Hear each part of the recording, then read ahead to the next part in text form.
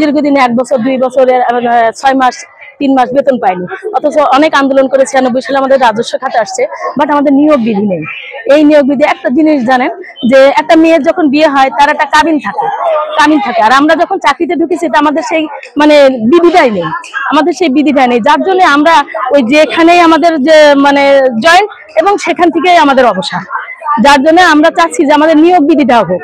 আমাদের নিয়োগ বিধিটা যদি হয় তাহলে দেখা যাচ্ছে কি আমাদের যেসব মেয়েরা মাস্টার্স পাস করেছে, আমি যেমন গ্রাজুয়েটে আছি, অন্তত মানে যোগ্যতা এবং কাজের ভিত্তি অনুযায়ী আমাদের একটা প্রমোশন হবে, আমাদের গ্রেডটা উন্নতি হবে। এই অবস্থান কর্মসূচি থাকবে যতদিন আমাদের নিয়োগ বিধি আমরা বাস্তবায়ন করতে না পারবো। আমরা অলরেডি আমাদের কেন্দ্র থেকে ঘোষণা আসছে 2 থেকে 11 তারিখ, এরপরে আমাদের 6 থেকে 11 তারিখ একটা সেবা পরামর্শ সপ্তাহ আছে পরিবার পরিকল্পনা ঘোষিত, যার ধারাবাহিকতা আজকে ডিসি মহোদয়ের নেতৃত্বে আমাদের উপপরিচালক স্যার সেখানে কনফারেন্সে এই মুহূর্তে আছেন।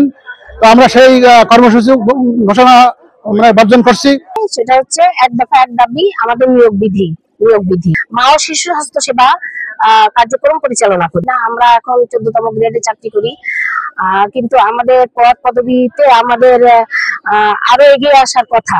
আমরা এই নিয়োগ বিধি নিয়ে অনেক আন্দোলন সংগ্রাম করছি, কিন্তু কর্মকর্তারা আশ্বাস দিয়ে আমাদেরকে আবার ফিরিয়ে দেন। তো আমরা এখন আর কোনো আশ্বাস না, আমাদের এখন মানে আমাদের একটাই কথা, আমাদের নিয়োগ বিধির আমরা প্রজ্ঞাপন চাই। নিয়োগ বিধি